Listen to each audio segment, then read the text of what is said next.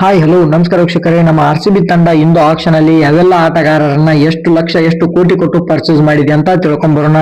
ಎಷ್ಟು ಜನ ನಮ್ಮ RCB ತಂಡಕ್ಕೆ ಹೊಸದಾಗಿ ಸೇರ್ಕೊಂಡಿದ್ದಾರೆ ನೋಡೋಣ. ಇವತ್ತು ಆಕ್ಷನ್ ನಡೀತಾ ಇದೆ.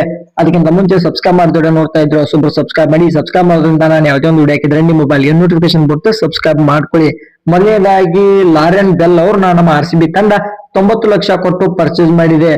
ಇವರೇ ಜಾಸ್ತಿ ಎಕ್ಸ್ಪೆನ್ಸಿವ್ ಅಂತ ಹೇಳ್ಬೋದು. ಈ ಒಂದು ಆಕ್ಷನ್ ಅಲ್ಲಿ ನಮ್ಮ RCB ತಂಡ ಪರ್ಚೇಸ್ ಮಾಡಿರೋದ್ರಲ್ಲಿ.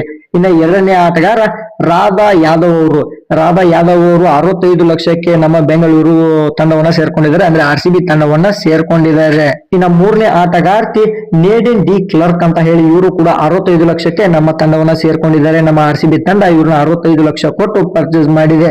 ಒಟ್ಟಿನಲ್ಲಿ ಫಾರಿನ್ ಆಟಗಾರರು ಬೇಕಾಗಿದ್ದು ಬಂದಿದ್ದಾರೆ. ಇನ್ನ ಜಾರ್ಜಿಯಾ ವೆಲ್ಲಿ ಅವ್ರನ್ನ ನಮ್ಮ RCB ತಂಡ 60 ಲಕ್ಷ ಕೊಟ್ಟು ಪರ್ಚೇಸ್ ಮಾಡಿದೆ. ಇವರು ನಾಲ್ಕನೇ ಆಟಗಾರ್ತಿಯಾಗಿ ನಮ್ಮ ತಂಡವನ್ನ ಸೇರ್ಕೊಂಡಿದ್ದಾರೆ. ಇನ್ನು ಕೂಡ ನಮ್ಮ ಹತ್ರ ಪರ್ಸ್ ಬ್ಯಾಲೆನ್ಸ್ ಇದೆ. ಇನ್ನು ಆಟಗಾರರು ಬರಲಿದ್ದಾರೆ.